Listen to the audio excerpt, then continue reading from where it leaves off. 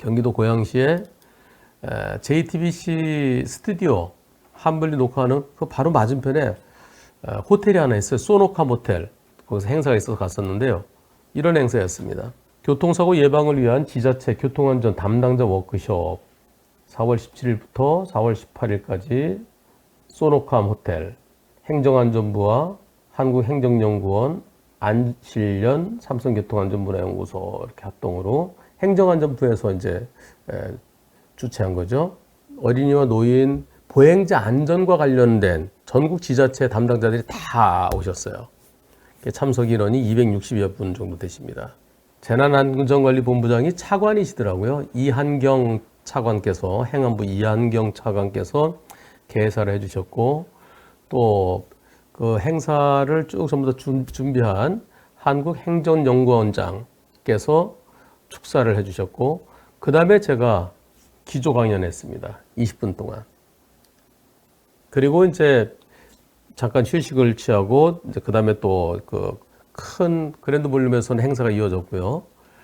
또 전문가들 간담회가 있었습니다. 요 끝나고 바로 저는 그 차관님하고 저 연구원장님, 행정연구원장님하고 같이 그 옆에 따로 준비된 회의실로 가서 15분 정도 이제 또 간담회를 또 2시간 동안 했습니다.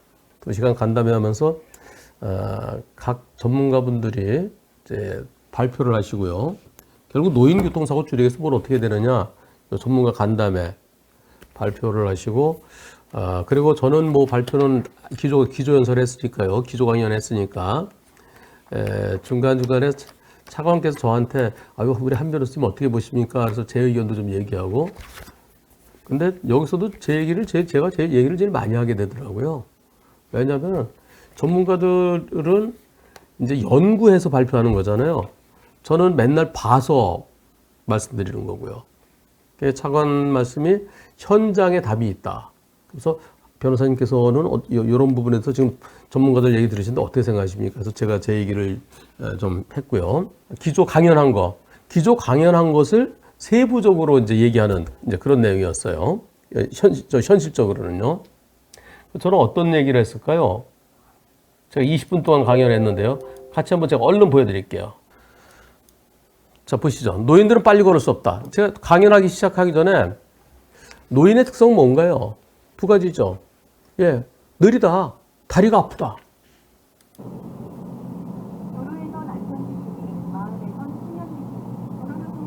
제한속도 60도로 녹색 신호로 바뀌었어요. 그런데 아이쿠 못 걸으시잖아요. 종종걸음. 예. 제가 얼마 전에 오늘도 지팡이 짚고 나왔습니다. 그래도 오늘은 횡단보도 건너니까 딱 그 녹색불 켜져 있을 때 건너기 시작해서 다 건너니까 한 4초 남더라고요. 근데 얼마 전만 해도 다 못 건넜어요. 중간에 바뀌더라고요. 목발짚 건널 때는 진짜 많이 힘들었고요. 이 노인 체험을 제가 해봤습니다. 노인들이 이렇게 느리 걸어요. 또 이거보다 더한 경우도 있죠. 예. 자, 이제 저쪽에서 할머니 걸어오세요. 저 할머니 한 걸음이 20cm밖에 30cm가 안 되죠. 일반적으로 횡단보도를 1초에 1m 걷는 것을 기준으로 해서 만든답니다. 근데 그것을 0.7m로 이제 앞으로 좀 개선하겠다고 어제 그러던데요. 아이고 0.7m 어떻게 저 할머니 저 30cm도 못 걸어요. 30cm. 자, 한쪽은 30cm 걷는데 한쪽은 못 걷잖아요. 발이 이렇게 가야 되는데 한 발 가고 요 발 가고 한 발 가고 이 할머니는 1초에 15cm밖에 못 걷는 거예요. 20cm를 못 걸어요. 그러면 열심히 걸어도 못 가죠. 건강한 사람이 3분의 1 속도가 안 됩니다. 시로 바뀌었어요. 저 할머니 어떻게 하셔야 될까요? 아이고. 어떻게 해야 돼? 되돌아갈 수도 없고.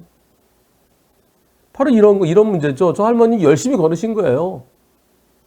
녹색불 켜지자마자 누가 좀 도와줬으면 좋겠는데.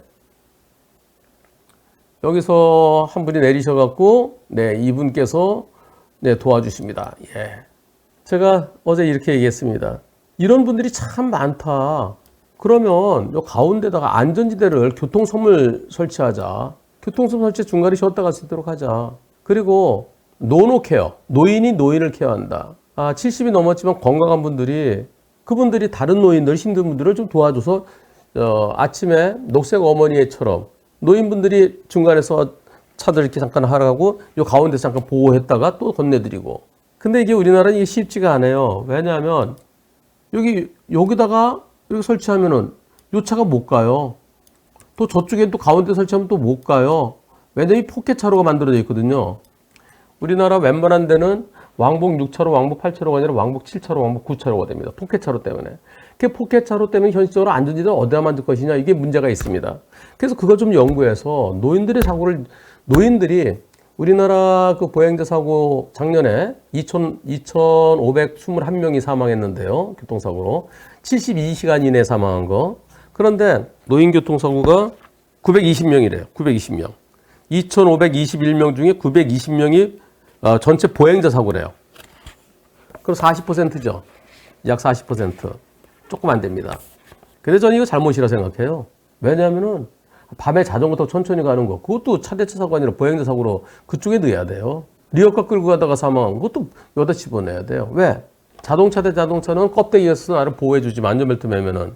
근데 껍데기 없으면은 튕겨져 나가잖아요. 붕 떴더니 보행자랑 똑같아요. 느리게 가는 껍데기 없는 차가 뭐예요? 그게 바로 자전거.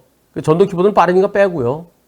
자전거, 리어카, 그리고 경운기도 마찬가지예요. 경운기도 시속 10km 나가나요? 그러면 이게 전체의 절반 정도 될 것 같습니다. 껍데기 없는 차에 있다가. 보행자 사망자 숫자 920명이라는데 그중에 노인이 65세 이상이 616명이래요. 67%래요. 3분의 2가 노인이에요. 노인의 특성이 바로 이거죠. 그래서 노인 사고를 막아야 됩니다. 우리 점점 더 지금 20% 이상이 65세 이상의 초고령 사회입니다. 여기에 교통성을 만들고 그리고 노노케어, 노인을 그 새마을 사업, 치료 사업 이런 거 하지 말고 여기서 봉사하시면 그분들한테 시간당 10,000원씩 드리면은 그게 노인의 일자리 창출될 거 아니겠습니까? 그랬더니 차관께서 열심히 메모하시더라고요. 저한테 변호사님 외국사례는 어떻습니까? 교통수업 중간에, 횡단보도 중간에.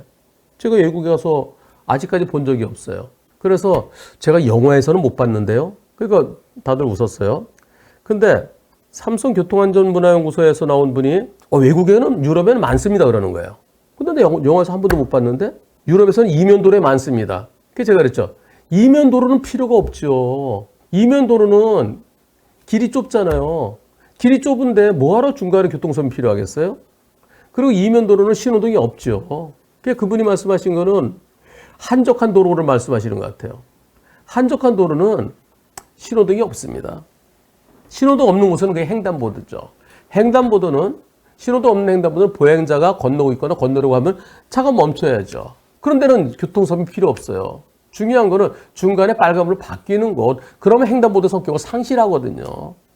그래서 신호등 있는 횡단보도 넓은데 좁은 데는 신호가 충분해요. 왕복 6차로 이상에서 시간이 부족하죠. 그런 곳에 설치하자는 거죠. 어제 그분 얘기한 건 나랑 핀트가 완전히 다르지 않았나? 그지? 이면도로는 이게 왜 필요해? 안 필요하지. 횡단 신호등 없는 데도 그냥 가면 되는데 거기서 왜 쉬어? 그래서 그분이 말씀하시긴 어떤 건지 잘 모르겠지만 그거는 넓은 신호등이 있는 곳에서 중간에 신호 바뀌었을 때 쉬었다 가는 곳. 그랬더니 또 행정안전부에서 나오신 어떤 그 실장님께서 그러지 않아도 내년부터 17개 이 시도에서 노노케어를 지금 시범적으로 해볼 생각입니다. 그랬더니 차관께서 올해부터 합시다. 노노케어를 그냥 하면 안 돼요. 여기에 교통섬이 있는 걸 전제로 해야 됩니다. 요거 제가 아주 현실적 있게 제안을 했어요. 아마 시행될 것 같습니다. 그리고 경찰청에서 나오신 분한테 제가 여쭤봤어요. 자전거 헬멧 안 쓰면 범칙금 얼마 내나요? 그랬더니 3만 원이라고 그러더라고요. 그래서 3만 원이 아니고요. 안전벨트 안 맸을 때 3만 원이고 오토바이 헬멧 안 썼을 때, 오토바이나 전동키보드 헬멧 안 썼을 때 2만 원입니다. 자전거는 헬멧 안 썼을 때 범칙금이 없습니다. 그랬더니 막 찾아보더라고요. 범칙금 없어요. 자전거 헬멧 쓰라고 돼 있는데 의무화돼 있는데 어기더라도 범칙금이 없습니다. 그래서 제가 그랬어요. 자전거 붕 떴다 떨어지면서 머리 붙여서 죽는다. 그러면 헬멧 안 썼을 때 범칙금 부과하자. 그거 법만 고치면 되거든요. 시행령만 고치면 돼요. 시행령. 아주 간단합니다. 그리고 또 다리가 아프면 잘 못 걸으니까 왜 이럴까요? 왜? 와 이렇게 전동 휠체어 또는 전동 스쿠터, 의료용 전동 스쿠터 저런 게 그냥 나오죠. 그 다음에 또 쭉 가다가 이런 중앙 펜스가 있는데 이렇게 나오면 이거 어떻게 하겠습니까? 이거. 저거는 발이에요, 발. 저거 목발 짚고 무단횡단하고 똑같아요. 목발 짚고 무단횡단 되겠습니까? 안 되죠. 인도로 다녀야 되는데 인도가 울퉁불퉁하다. 그래서 차도로 다닌다. 인도를 저 전동 휠체어, 전동 스쿠터 다닐 수 있도록 매끄럽게 하고 쓸데없는 무슨 불법 간판 같은 거 좀 치우자. 그리고 이분들이 보차도 구분이 없는 곳에서 다니잖아요. 인도가 따로 없는 곳. 그럼 이분들은요, 붕 떴다 떨어지면 머리가. 그리고 이게 실질적으로 사발이 오토바이처럼 탑니다. 시골에서. 헬멧 쓰라고 그러자. 예. 저 보행자인데 실제로 사발이 오토바이 아니냐. 헬멧 쓰게 하자. 안 썼다고 해서 저기다가 뭐 범칙금 부과는 안 하더라도 그렇게 좀 권장을 하자. 그리고 또 노인보호구간. 노인보호구역에 뭐 거기다가 뭐 빨간색을 칠하니 뭐니 뭐 속도감시 카메라를 해놓니 뭐니 뭐 그다음에 노인보호구역 크게 보이느니 많이 그런 거 아무 소용없어요. 안 지켜요. 어린이 보호구역은 강하게 처벌하면서 왜 노인보호구역은 처벌 안 하는 겁니까? 어린이만 보호하고 대한민국을 이렇게 잘 살게 만드는 노인들은 보호 안 해도 되는 겁니까? 노인보호구역도 13번째 지금 12대 중과실 원래는 예외사유예요. 13번째 예외 사유로 집어넣읍시다. 처벌합시다. 그러면 노인보호구역에서 노인 사고 많이 줄어들 겁니다. 어린이 보호구역에서 옛날에 2000년대 초반에 1년에 1000명이 죽었대 어린이가. 그러던 것이 작년에 13명이 줄었다는 거예요. 그만큼 어린이 보호구역에서 조심시키니까 그렇게 여기 어린이 보호구역에서 무조건 조심해라. 그 안실련에서 발표를 하는데 1000명에서 13명으로 줄었다고. 13명이라 했어요? 14명이라 그랬어. 하여튼 1000명, 1년에 1000명의 어린이가 죽었대요. 그러던 것이 14명에게 13명으로 줄었다는 겁니다. 그러면 노인보호구역, 어린이보호구역 전국에 한 6천 몇백 개가 있어요. 초등학교 6천 몇백 개, 6천 몇백 개 있습니다. 노인보호구역 4천 몇백 군데 있어요. 아니, 노인보호구역 거기서 13번째 예외사로 처벌하자. 그랬더니 경찰청에서 아니, 노인보호구역은 저희 소관이 아니어서 저희 못합니다. 어디 소관이에요? 행안부 소관입니다. 아, 그럼 행안부하고 경찰청 같이 하면 될 거 아니요? 어제 차관께서 그러시더라고요. 제가 얘기한 것들이 제도화 될지 이제 봐야 되겠죠.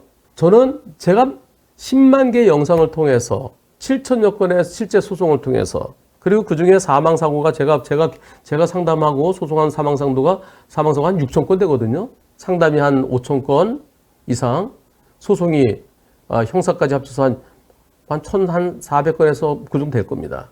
그래서 과연 얼마나 반영될지 한번 지켜보겠습니다. 여기에 지금 요거요. 이게 보일까요? 밤에 안 보여요. 밀짚 모자가 아니라 붕 떨어지면은 헬멧 쓰면은 그나마 좀 낫잖아요. 여기 어떤 거는 삼각형 이렇게 삼각대가 빨갛게 돼 있는데요. 그것도 밤에 원래는 밤에 불이 저절로 들어와야 되는데 안 들어오는 거 많습니다. 내 뒤에 있는 거 보이나요? 꼼꼼해요. 네, 그건 좀 이따 설명하기로 하고요. 노인들이 옛날에는 빨리 뛸 수 있으면 지금 뛰어봤자 못 뛰죠. 예, 아이고, 오토바이 피했는데 뒤에 오던 차한테 사고 당했어요. 또 이런 사고도 있었습니다. 저기 무단횡단하면 안 되는데 여기를 무단횡단하다가 뛴다고 뛰지만은 아이고, 예. 노인들이 무단횡단하면 안 돼요. 빨리 못 뛰어요. 그래서 낮에는 신호등 있는 곳은 신호등 있는 횡단보도는 중간에 교통성을 만들고 노인 일자리 노노 케어를 하고 그리고 노인들에게 무단횡단하지 말게 하고 그리고 또 밤에도 또 횡단보도가 여기 있거든요. 이 횡단보도까지 한 50m 되는데 이쪽에 50m 저쪽에 50m 거기 가기 귀찮으니까 노인들이 이렇게 무단횡단합니다. 이렇게요. 그럼 사고 나는 거죠. 예. 지팡이 짚고 잘 걷지도 못하면서 혈적 커브 끼서 이거 매우 위험하죠. 게다가 또 검은 옷 입었어요. 시골길에서 차를 등지고 왔습니다. 등지고 걸으면은 약 500m 앞 30km 구간입니다.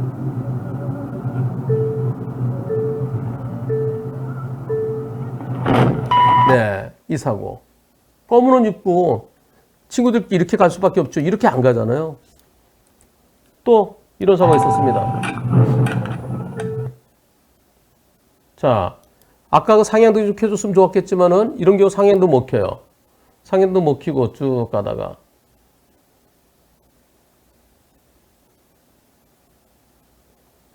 아이쿠.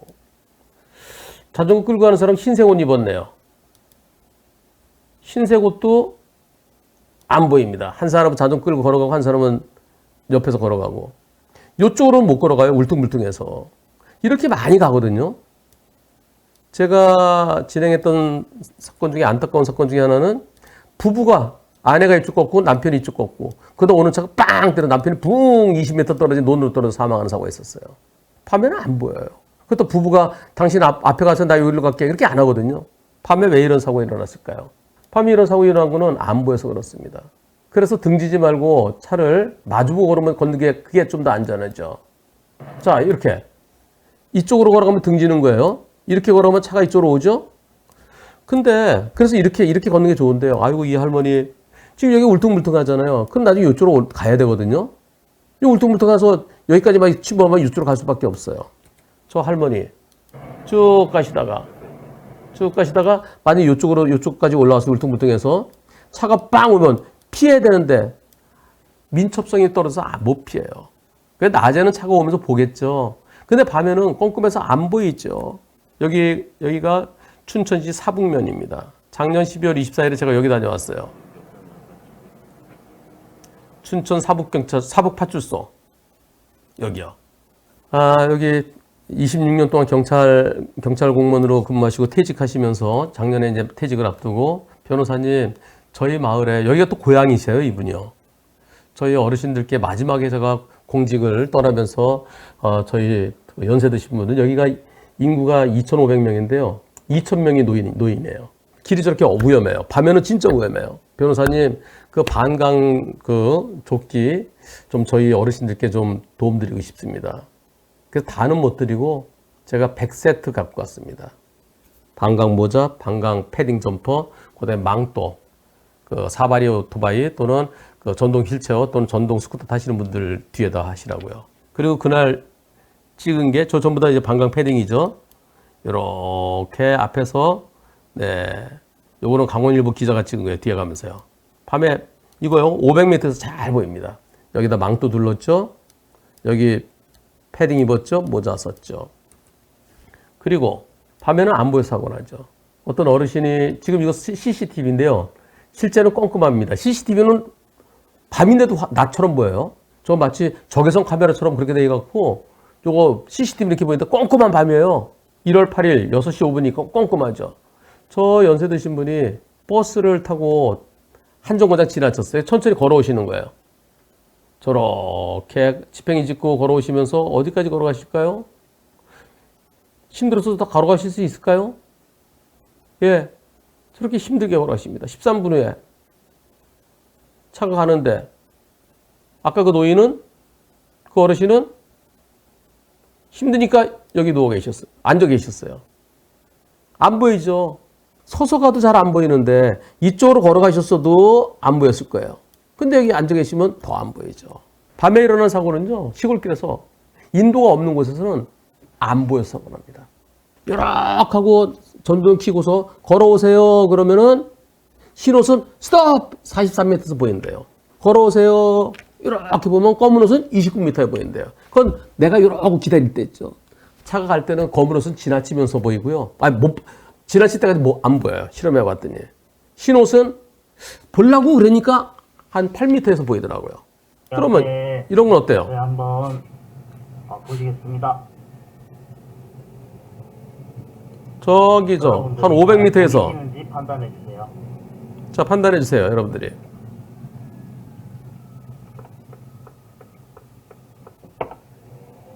저 멀리에 네 사람이 걸어가고 있습니다. 저쪽에 둘, 왼쪽에 둘, 오른쪽에 둘.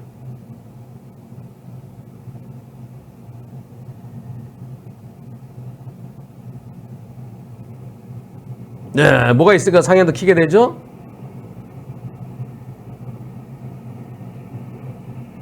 이렇게요. 이러면 자, 등지고 가든 마주보고 가든 미리 보이면 차가 속도를 줄이고 빵빵 할 수 있죠. 그래서 보여줘야 된다. 신호도 안 보이더라. 그럼 최소한 100m 이상에서 보일 수 있게끔. 저거는 400, 500m에서 보입니다. 저런 걸 해줘야 돼. 저렇게 해주면은 그러면 시골길에서의 노인 사고는 밤에 피할 수 있지 않겠느냐. 그래서 마지막으로 보여준 영상은 네, 마지막 영상 하나를 더 보여줍니다. 마지막 영상 같이 보실까요?